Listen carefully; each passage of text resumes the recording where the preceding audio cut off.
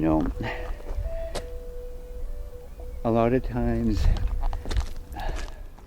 I found him. I found the wolf.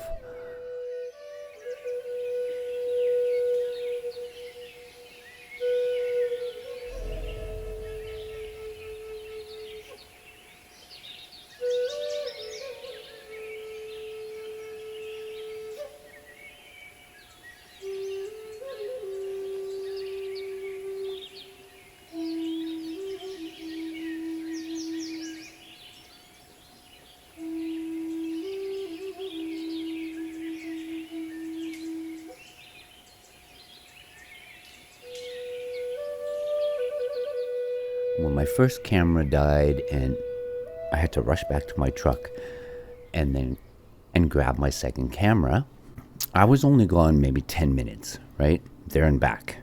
And when I came back with the other camera, my second camera, my Canon, there's these wolf tracks on top of my tracks. I had some individuals come on to make comments that planting seeds of doubt. This group of people, I don't know what's in them or what drives them or what. There can't be a wolf that's actually following me, right? These can't be real Bigfoot. This can't be. They will come in and they try to plant these little seeds of doubt into my story, right? Into the things that are happening to me or that I'm discovering or that I'm sharing with you. It's to take away the legitimacy. I get it. I get that, right? I understand that. And at this point, it's become predictable and almost humorous. They don't realize how transparent they are to me. Like, these aren't wolf tracks because there's no claw marks. We're looking at hard soil, and you don't always see the claw marks on. And the tracks aren't always perfect. Even with the Sasquatch footprints that I come onto, they're not always the perfect Bigfoot tracks. I see them. Sometimes I see them and I've not even shared them because you just can't quite make it out. I just leave it out because it's, the better the track, the clearer the track, the better. Because it leaves less room for these people, right, to come and say, oh, it's not what I'm saying it is.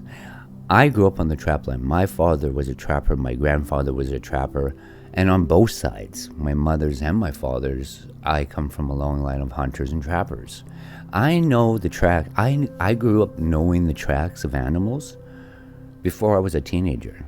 I was 11 or 12 years old, and I took my trapper's course, right? I took it.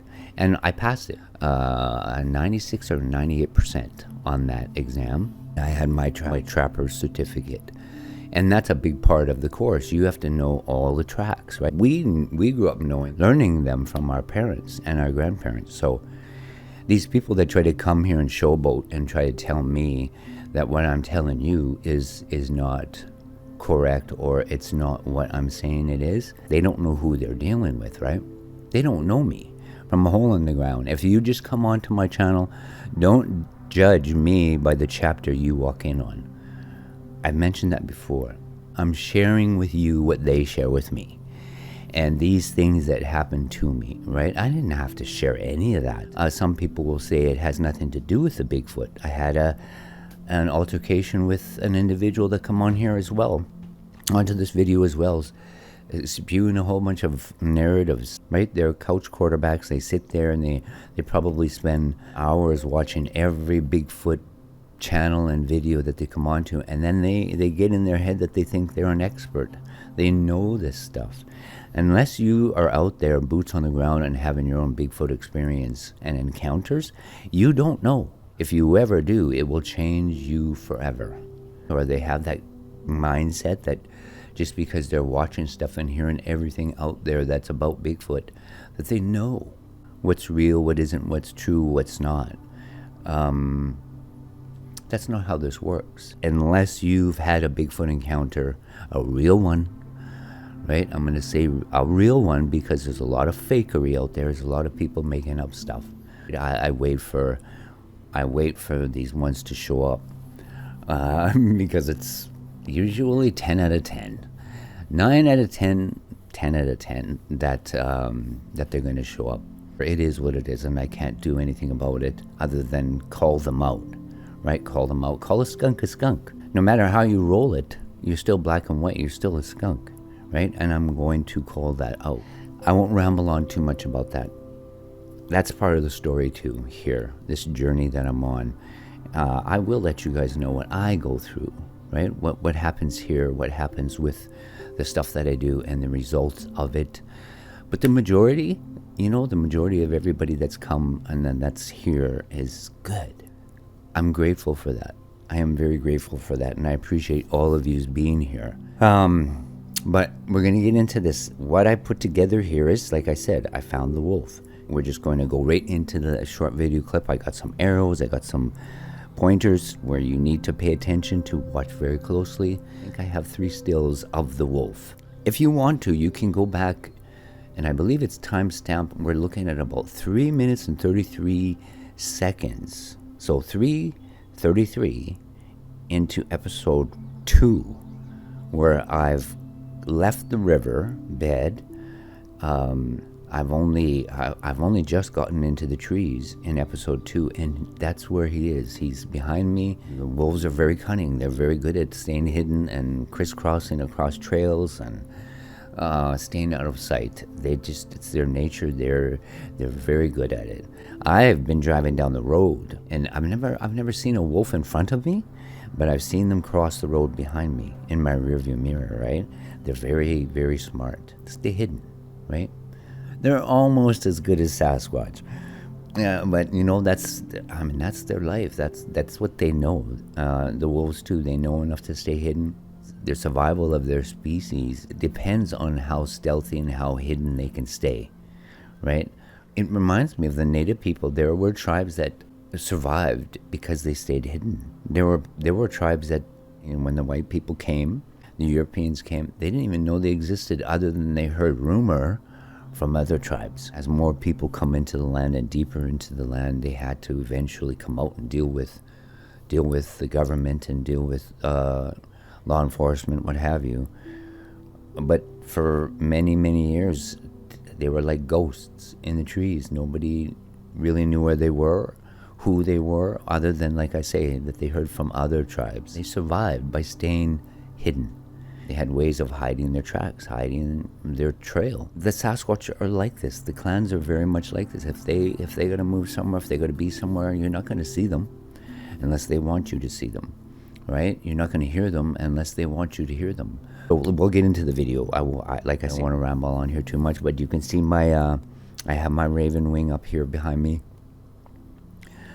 Such an amazing gift, and the rib bone is sitting with all the other bones and gifts that the Sasquatch have gifted me over the years. It was an amazing day. I couldn't bring the whole carcass home. I don't think that was their intention. I think the idea there, and what came through to me, was they were showing me, because when I was at the gifting tree, and I had found the bone, and I was looking at it, and I started looking around, and I was, in a way, telepathically projecting questions. I was like, I wonder where they got this. Like, where did they bring this from?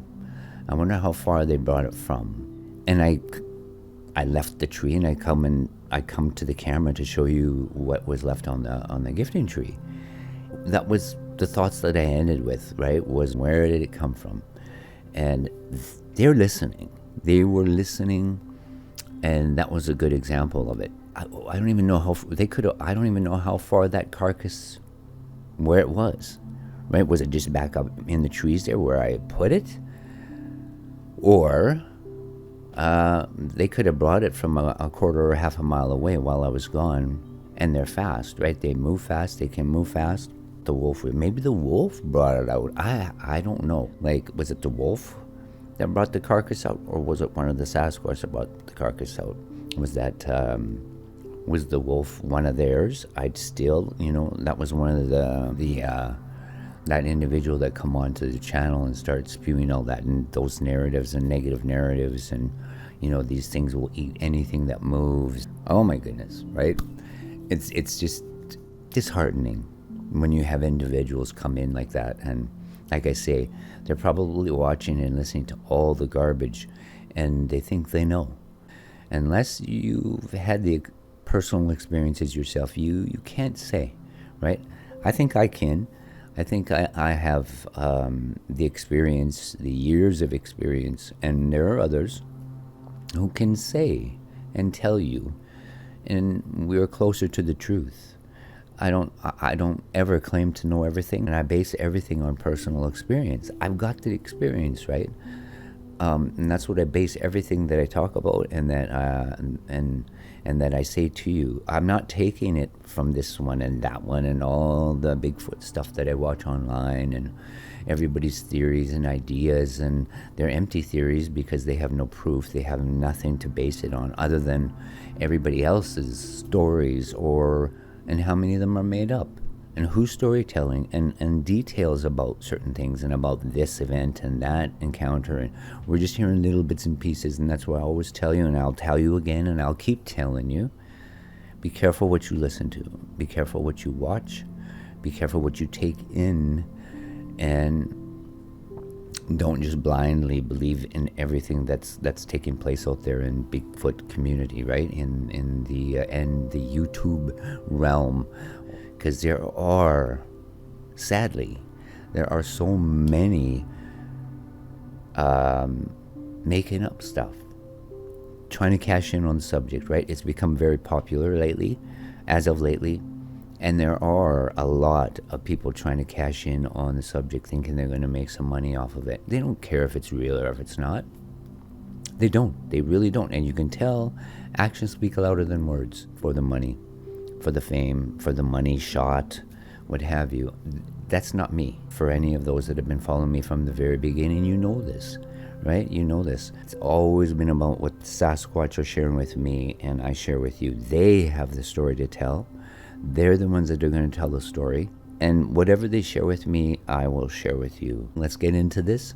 Again, thank you all for being here. I appreciate all of you. If there's any new subscribers, thank you for being here. No new news, nothing new to share with you about the Bigfoot camper. I don't know. It's just not showing up yet. So this will, in a sense, this will be episode 3 from that river visit. I'll play the little bit of a video clip where he is, and I've zoomed in, slowed things down. I'll share the stills I was able to get out of those few seconds, and then I've got some other stills that I want to share with you that I've found since.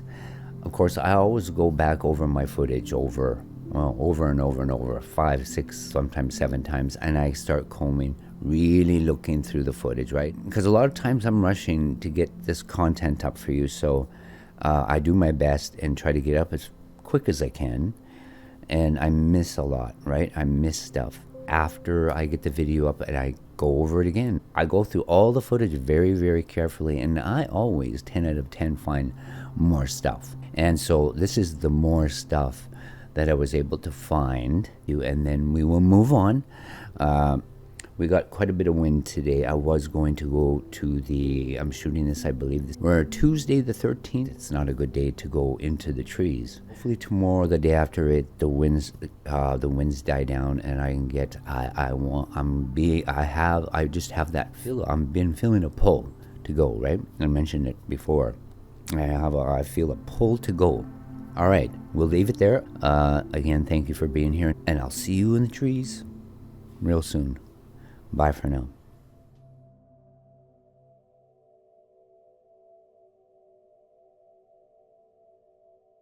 I left the camera and I whistled.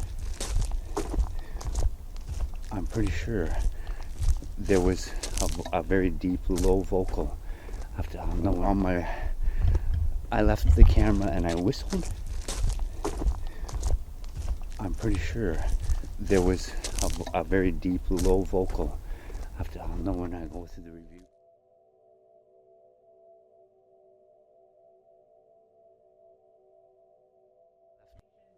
The camera and I whistled.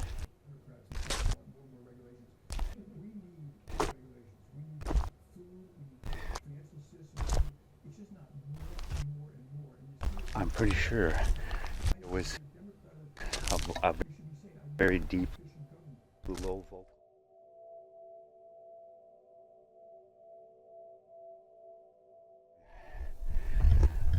I left the camera and I whistled.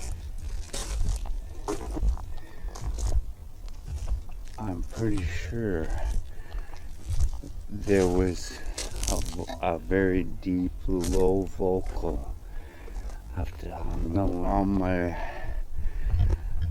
I left the camera and I whistled. I'm pretty sure there was a very deep low vocal after when I go through.